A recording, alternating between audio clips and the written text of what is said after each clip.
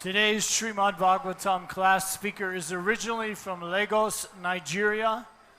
He took initiation in 1986 from His Holiness Bhakti Vasudeva Swami. 2009, he accepted sannyas from His Holiness Jayapataka Swami.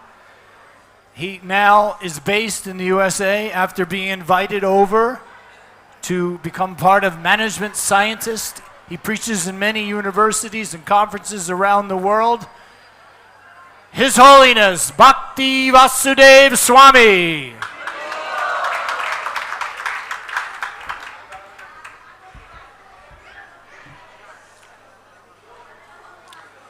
Om Namo Bhagavate Vasudevaya.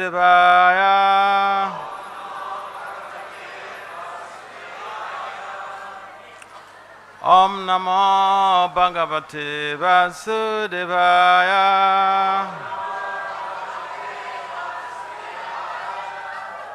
Om Namo Bhagavate Vasudevaya.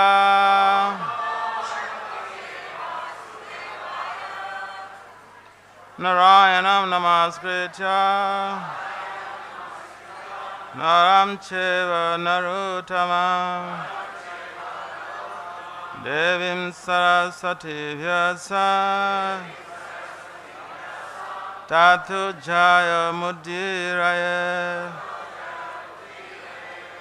Nasta Prayesa Bhadresu Nityam Bhagavata Sevaya Bhagavati Uttama Sloke Bhakti Bhavaitina Istike.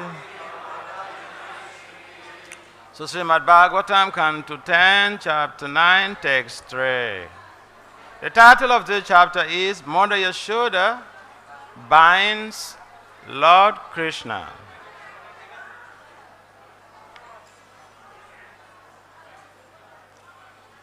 Shemam Vasapritu Katitate Bibhrati Sotanadam.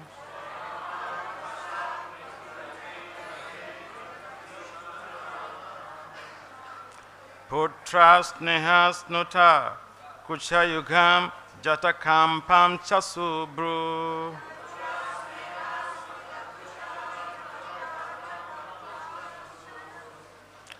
Raja Kasasrama Bujachalat Kankanu Kundalecha.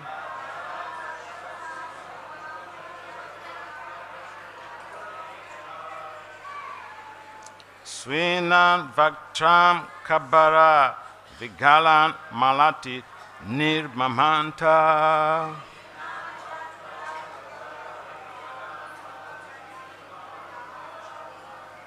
Can someone try? You can chant in your own tune. Anyone to try?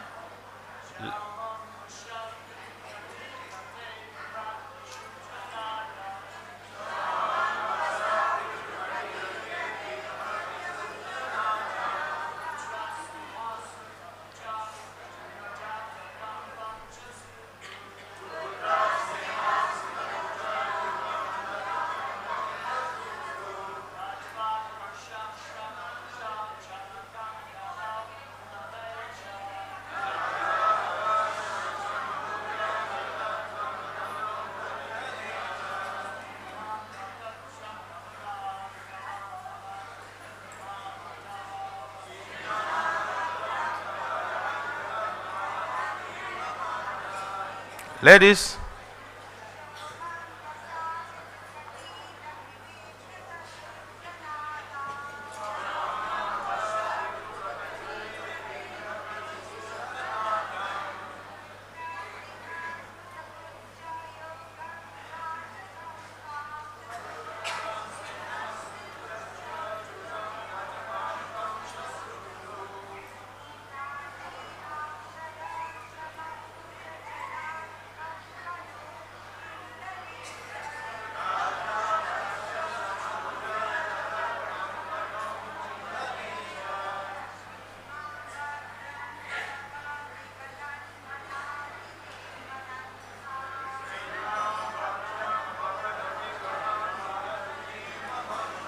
So word for word translation, then translation and purport by His Divine Grace, His confounded Acharya, Srila Abhachan Bhakti Vedanta Swami Papa Maharaj Ki Jai. Srila Prabhupada Ki Jai. Srila Prabhupada Ki Jai. At least, if we can even praise other devotees, we should praise Prabhupada, right? So word for word translation, Shemam, saffron and yellow mixed. Vasaha, Mother Yashoda was wearing such a sari. Pritukatitate, surrounding her large hips. Bibrati, shaking. Sutranadam, bound with a belt. Putrasneha snuta,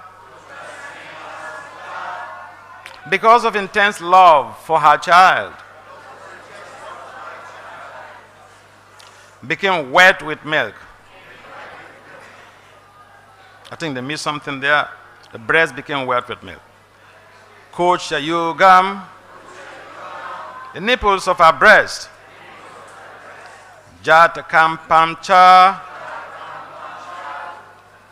as they were very nicely moving and quivering. Subru, who had very beautiful eyebrows. Raju Akasa, by pulling on the rope of the churning rod. Srama, because of the labor. Bhuja, on whose hands. Chalat Kankana, the two bangles were moving. Kundale, the two earrings. Cha, also. Swinam, her hair was black like a cloud. So perspiration was dropping like rain.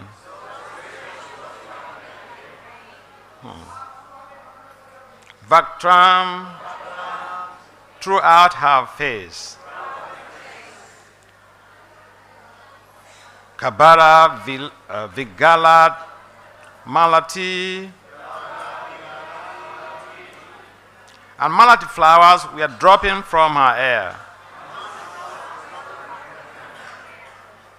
Nirmamanta. Thus, Mother Yashoda was churning the butter. So, translation: dressed in a saffron yellow sari, with a belt tied about her full hips, Mother Yashoda pulled on the churning rope, laboring considerably. Her bangles and earrings moving and vibrating, and her whole body shaking. Because of her intense love for her child, her breasts were wet with milk. Her face, with its very beautiful eyebrows, was wet with perspiration. And malati flowers were falling from her hair. So please kindly respond and repeat. Dressed in a saffron yellow sari, with a belt tied about her full hips, Mother Yashoda pulled on the churning rope, laboring considerably. Her bangles and earrings moving and vibrating, and her whole body shaking. Because of her intense love for her child, her breasts were wet with milk. Her face, with its very beautiful eyebrows, was wet with perspiration, and malati flowers were falling from her hair.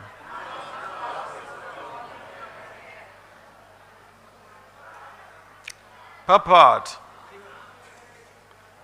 anyone who desires to be Krishna conscious in motherly affection or parental affection should contemplate the bodily features of Mother Yashoda. It is not that one should desire to become like Yashoda, for this is Mayavada. Either in parental affection or conjugal love, friendship or servitorship, in any way, we must follow in the footsteps of the inhabitants of Vrindavan, not try to become like them. Therefore, this description is provided here. Advanced devotees must cherish this description, always thinking of Mother Yashoda's features, how she was dressed, how she was walking and perspiring, how beautifully the flowers were arranged in her hair, and so on. One should take advantage of the full description provided here by thinking of Mother Yashoda in maternal affection for Krishna.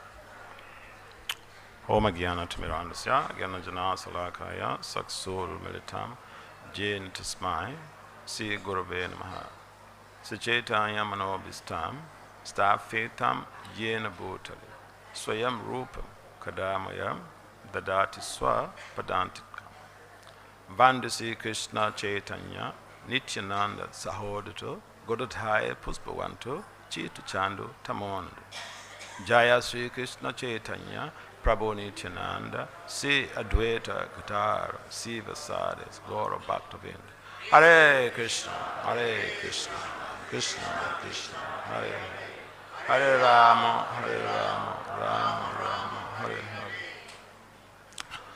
Namo Vishnu Padaya Krishna Pistaya Bhutali Srimati Bhakti Vedanta Swami Iti Namani Namaste Saraswati Deve Gauravani Pacharini Nirvisesa Sunyavadi Pachsatya Disatarini Vanchakalpatari Byacha Kripa Sundubhya Evacha Patitanam Pavanam.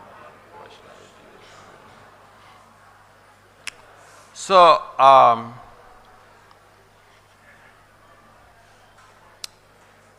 thank you, the management and organizers, for giving me the opportunity to do some little service before I leave. So, this chapter basically is about the binding of Lord Krishna, baby Krishna, by Mother Yashoda.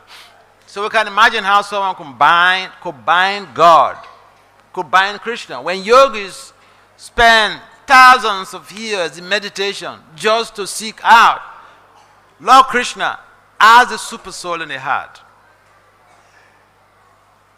And here someone is binding him with a rope. So we could see the glories of Mother Yashoda, which was as a result of Krita Punya Punja, heaps and heaps of pious merits. And so this text, there are a lot of things in this text. First of all, Prabhupada wants us to be, or the commentators, they want us to be able to utilize these descriptions of Mother Yashoda as a fulcrum for meditation. Because sometimes people are doing meditation and they are actually meditating on void, which means they are not meditating on anything, because meditation implies to concentrate the mind, to saturate the mind with God consciousness or Krishna consciousness. So here we can saturate our mind saturate our consciousness with the thick descriptions given here in the narrative by Srila Vyasadeva himself in the main text. So, one of the things that we can look at is that Mother Yasoda's breast were oozing with milk. Why? Because of intense love for her child. Now we can't think about love that could be so intense that could propel that type of positive change in the individual. So we do have different relationship with the Lord, but Mother Yasoda's relationship with Krishna is that of parental affection. So as a mother, she has a chance to be able to nurse Krishna, feed Krishna, take care of him. And if we, the background of the story and even in the verses that follow, we'll find that when Mother Yasoda was doing the churning process, she has also simultaneously set up some milk on another stove. In other words, she has competencies of what? Multitasking. Multitasking is something so deadly wanted by professionals, especially in the fields of management, because they wanted to do just not one thing, but to be able to do multiple things at the same time to be able to attain expedited performance or productivity. So this is the case of Mother Yasoda. Not only was she attending or did she set up a pot of milk, she was also nursing Krishna, because Krishna came by, climbed on her, and she was feeding Krishna. However, when she noticed that the milk was flowing over, she had to temporarily, go for it. But then, like abandoning Krishna, Children, they want our attention. They want the attention of the parents, especially the mother. And because the mother has intense love for the child also reciprocates. We may claim to be the breadwinners, but in most cases we don't even know what our children are passing through. It's only the mother who is there 24/7 to attend to their social needs, their domestic needs, their healthcare needs, their intellectual needs, their spiritual needs. So, Mother Yasoda's life in Krishna's upbringing is very, very glorious. And the fact remains that, like in the Prabhupada it is mentioned, especially for those of us who are in the International Society for Krishna Consciousness, we have to follow the footsteps of the Vrajabasis. And so in the Prabhupada it is mentioned, we could really think about the activities of Mother Yasoda. Her dress, that is given a thick description here.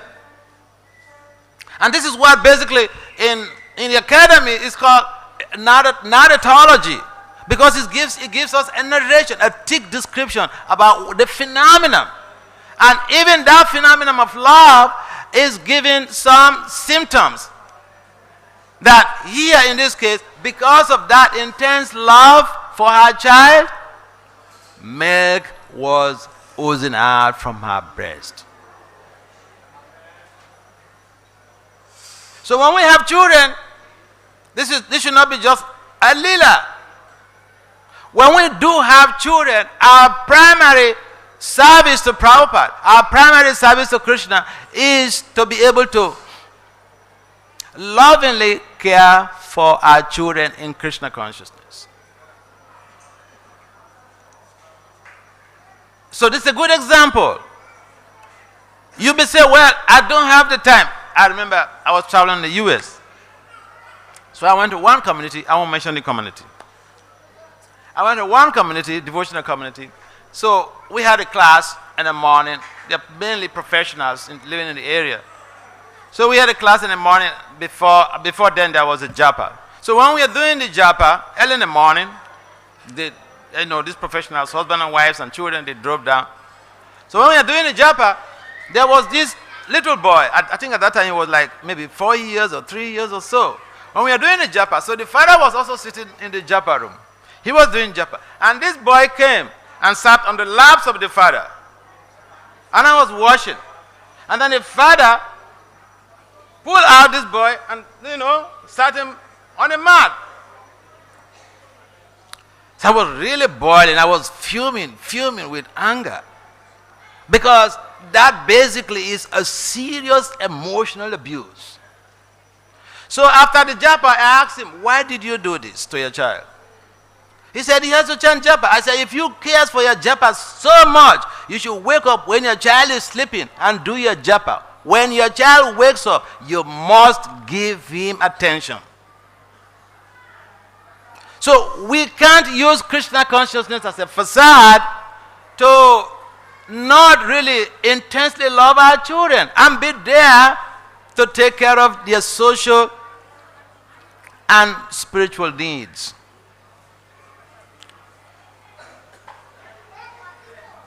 In Krishna consciousness, in our movement, we are supposed to be Rupa Nungas, following the footsteps of Rupa Goswami. Rupa Goswami and the other 6 of the Goswamis, they were very much mad after Krishna, intensely preaching.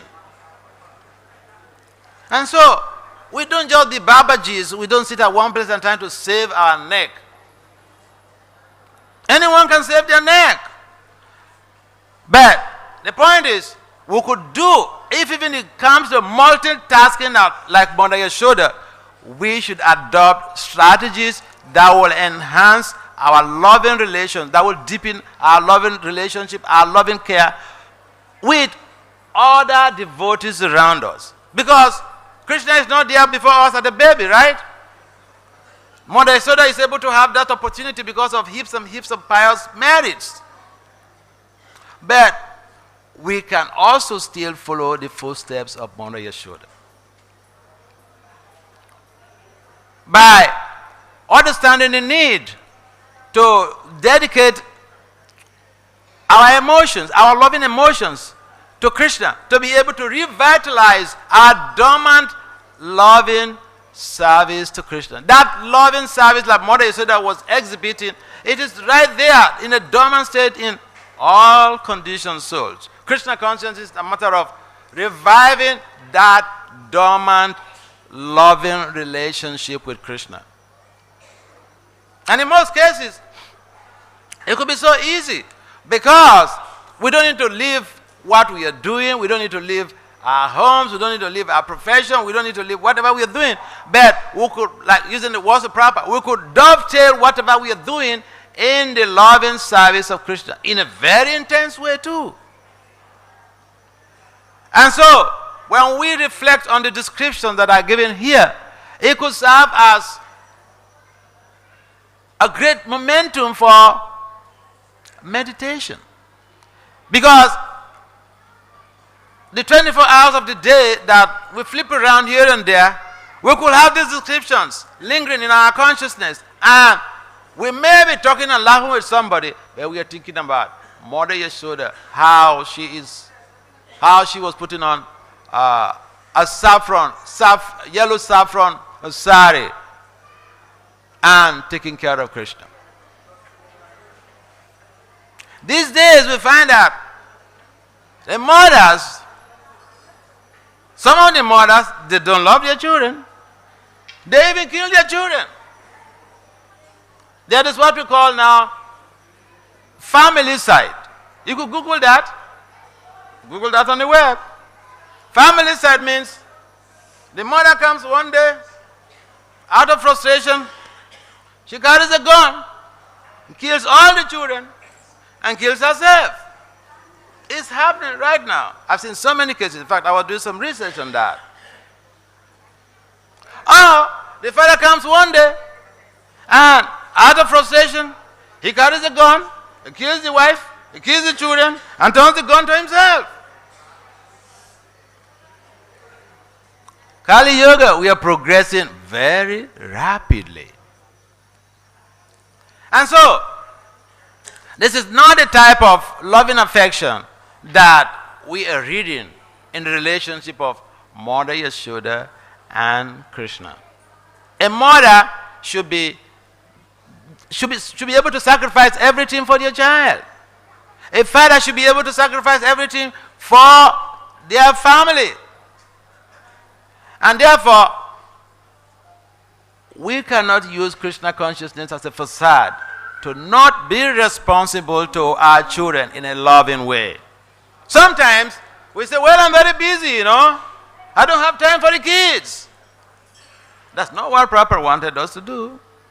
No, Prabhupada would prefer that we take care of our kids in a very loving way, because Krishna mentions in the Gita, Mama evam so jiva loke jiva bhuta sanatana. The children, everyone else is part and parcel of Krishna. So if we do take responsibility to be available for our children, if even it's 5 minutes, but it's a qualitative time, the children will feel very, very benefited. I remember I was in DC. So one day, the child, a teenager, the mother just came back from work, sat down on a couch, and this grown-up teenager, a boy, he comes and then lies flat on the mother's laps. He rested there for like over 45 minutes. The mother who just came back from work, she was forced to sit down there. There was a child, a little kid, right? That was in India here. Some researchers told us in a conference. This child went to the mother. He said, Mommy, how much are you being paid an hour at your work? That was in India here. He said, Mommy, how much are you being paid an hour? So traditionally, Indians' relationship with children is, what do you know? She ignored him. She completely ignored him. The next day, this boy came again. He said, Mama, how much are you being paid an hour? That was a 6-year-old boy. The mother again ignored. The third day, this boy came. Mama, how much are you being paid an hour?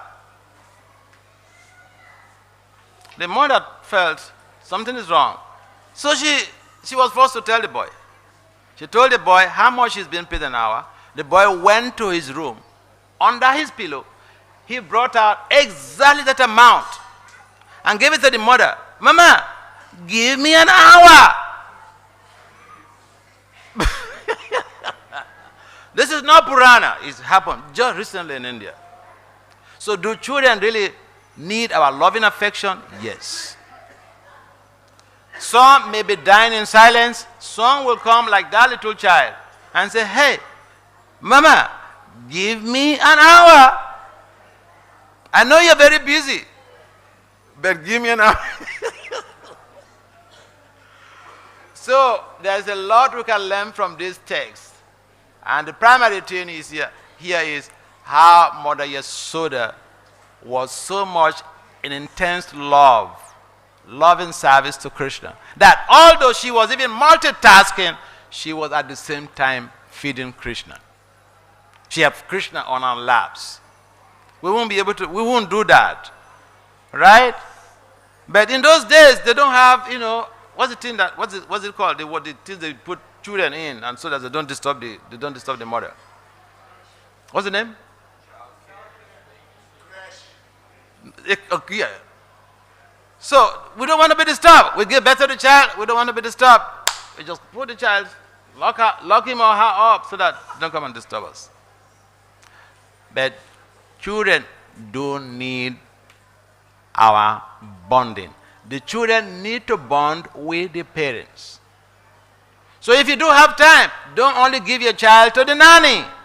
Mother Yashoda could have done all of that.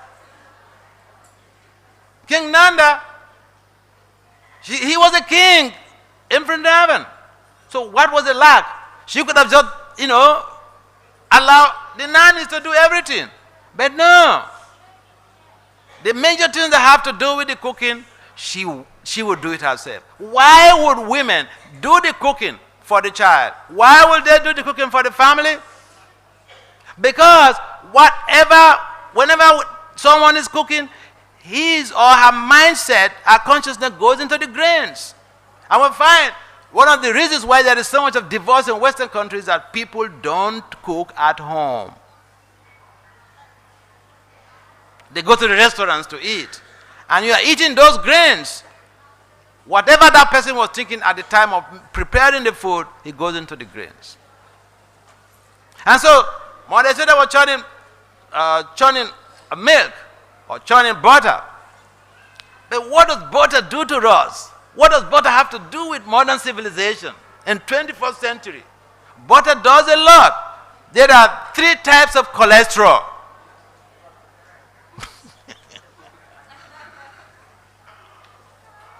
One is positive cholesterol, one is negative cholesterol. Recently, doctors, they've determined that there is a familial cholesterol that comes from the family.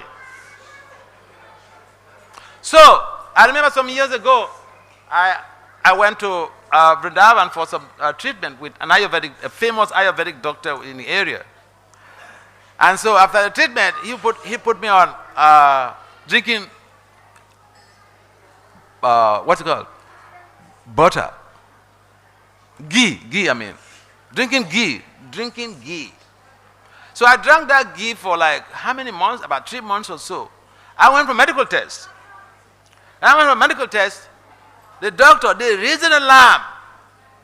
He said, why is it that your positive cholesterol is so high? I said, is it a bad thing? He said, oh, it's very good, but how did you make it?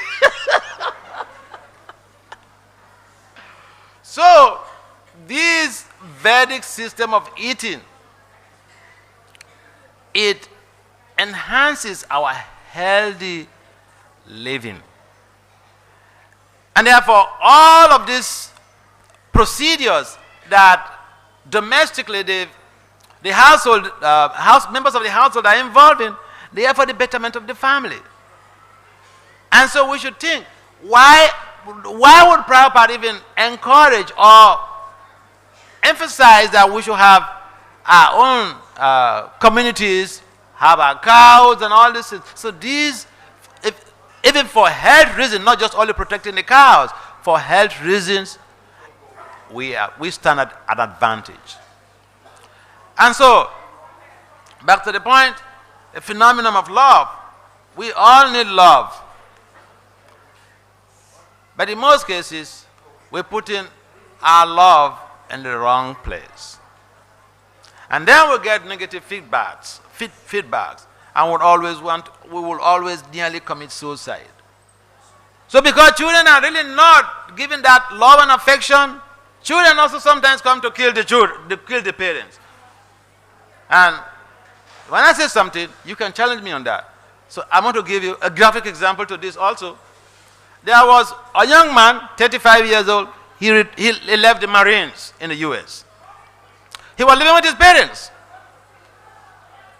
One day, the parents were sleeping in the bedroom. He was having a gun.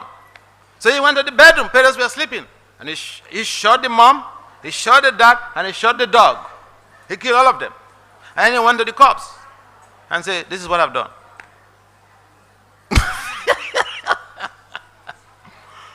This is what I've done. He killed his mom, killed his father, and killed the family dog. Oh yeah, Kali Yoga is making progress. And that is why Kalki will be coming perhaps sooner than expected. So, the bottom line is that we're talking about loving devotional service. Our service to our children is service to the family. And service to the family is service to community, because the family is a microcosm of the society of the nation. And so we should not jump the gun. We should be responsible for our children. Hare Krishna. Any comments or questions? We have another 15 minutes or so. And watch at the time, because I would not take even 1 minute of yours beyond 9 o'clock. I would choose to close the class before 9 than taking 1 minute of yours. Any comments or questions?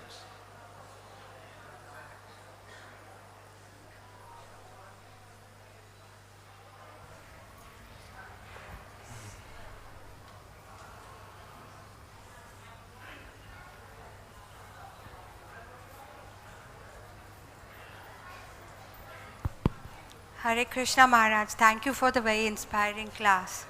My question to you is that you spoke about parents and how they should care about their children. So similarly, we understand that we need to love and care for our parents spiritually and physically. But what if it's very difficult for us to even converse with our parents, and you reach a certain stage where you cannot hear too much of what they're speaking, and they don't want to hear about Krishna consciousness more. It becomes very difficult. So we pray for our parents that Prabhupada, Krishna, please give our spiritual benefits to our parents. But after a certain point we give Mahaprasad, but there's not much we can do. What can you say? What is my advice on that? Right? I didn't understand what you said. He said, so you're asking, what have I got to say about that? So how do we deal in a situation? Like you were speaking about parents to children. So I'm asking, in my situation, it's very difficult for me to deal with my parents. So yeah, I've had a number of cases that some of us, we are very impatient. Once we become devotees, we think it's so easy, so simple. Hey, you parents, why not doing what I'm doing? You're not serious with your life. This is going to take you back to Godhead. Why can't you do this? We should be patient, and we should understand that not everyone is going to directly take to Krishna consciousness in this life, including our family members. So we should not be overly worried. We should be concerned that, yes, we should be concerned that our parents are not aligning with the system that we are following, but we should not be overly concerned. We should not be overly worried. There's a good cause to be concerned, but we should not be overly worried. We should not put ourselves in unnecessary anxieties.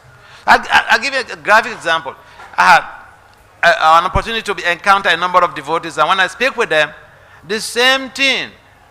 They are coming from a family where the parents are not resonating with the Krishna consciousness philosophy, or they don't even want to follow anything. And then at some point in time they get angry and they don't want to deal with the parents anymore. It means that the love is just conditioned. It's conditional love.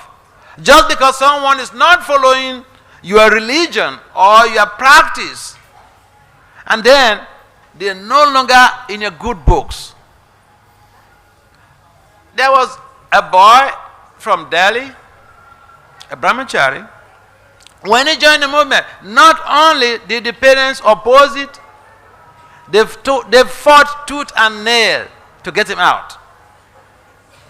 But what he did was just to be visiting the parents. He was a brahmachari. He's still a brahmachari in the temple. What he did was to be visiting the parents and be giving them, prasadam. You know what? With time, the mother became a devotee, and he told me the mother chants 64 rounds on Ekadasi. He said, look, they gave me so much trouble. Now she's more even advanced than me. Just see. We should be patient. In as much as your parents are not coming to create a barricade, at least if you're above 18 years, or if you're 18 years, traditionally, on international level, you are a young adult, and parents do not have the right to dictate to you whether you should practice Krishna consciousness or not. If you are below 18, that's a different situation. So what I'm saying in essence is that we need to be patient with family members. If they are not giving us, they are not being an obstacle, and we are just concerned about the need for them to be involved in Krishna consciousness, we should not get overly worried. Because with time, be friendly, be still loving, give them prasadam, give them the love, without any motivation. And in due course of time, when they realize that, although they are not following or they are not aligning with you, you still love them as usual, they will have a change of mind. It's a matter of time. So be patient with your family members. Give them prasadam, if they accept prasadam, and just be available for them when the need arises. Don't get too much worried. Not everyone, because we are doing it, so we think it's so easy. Why can't you do it? We should not think in that way. It's not, Krishna consciousness is not so easy either. And before you, just imagine, you have a family. Okay, you're going to have a PhD, and you come back home and you tell your siblings, you are a nonsense because you don't have a PhD. You should go and get a PhD. Come on. Krishna consciousness is the highest profile in spirituality.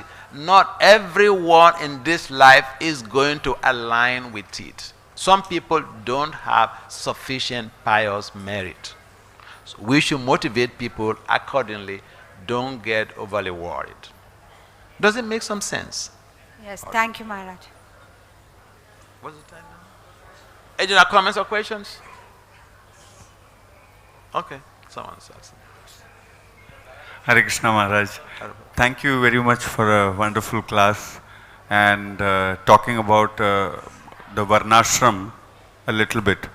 So my question is related to Varnashram. We as a community, ISKCON as a community is 650 temples strong, and we have so many centers around. But none of the centers, barring one or two, have a farm community or a Goshala along with it to make it self-sufficient. You said none of these temples. Look, you have not traveled all over the world, and you are making a generalization. A generalization only should come when you have conducted an experiment. It's called when you conduct a quantitative research, then you can generalize. You have not conducted a quantitative research. You do not have a right to generalize. Because, I give you an example of some communities. You have also, in India here, you have also have eco-village down there developing. Isn't that, a devotee community that, is farm-oriented? Yeah. So, we should not just generalize and say, because generalization is so easy, We don't see the things working the way we want as fast as possible. And so, boom, we generalize. Oh, we're not doing anything. Devotees have gone even to the extent of attacking the other devotees' projects in this movement.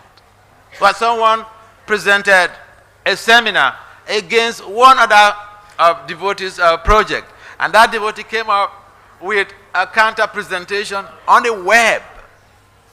So we should be careful, because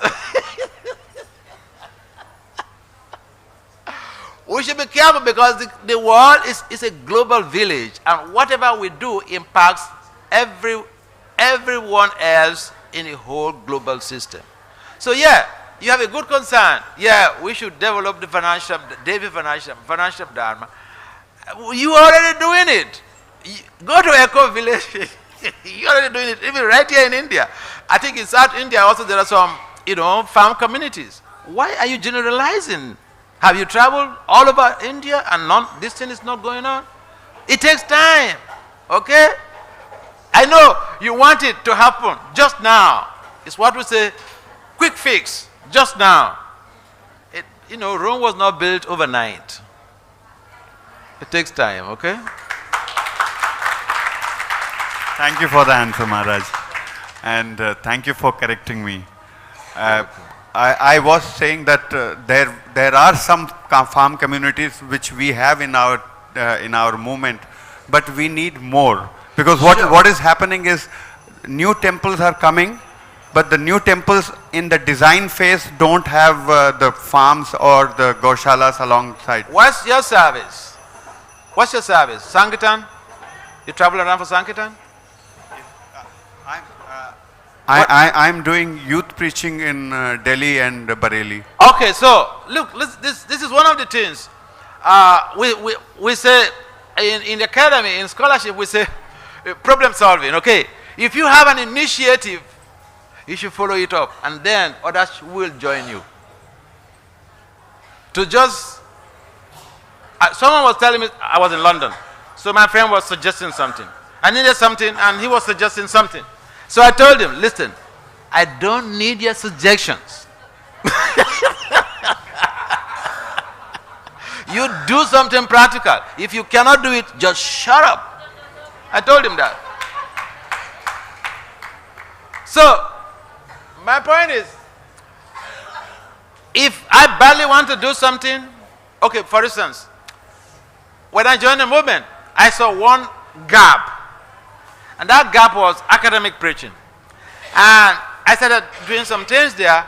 But then, when my spiritual master, Bhakti Vasudeva Swami, when he saw what I was doing, he asked me to do more, and then imposed a lot of stuff on my head. So, initiative sometimes, could create a positive change, a positive spiritual change in the environment. But there's a lot of burden when you have to create initiative. And therefore, I believe in not just making a comment about what is going on, or trying to see that this needs to be done, this needs to be done. Even in the US military, when you say something, when you complain about something, the general will say, you fix it, you get it fixed.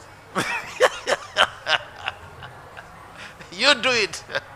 So, yes, I would suggest that instead of doing your preaching, and you have so much interest in farming, you should take up some that responsibility so that we can follow your footsteps. Srila Prabhupada ki jai. Thank you, Maharaj.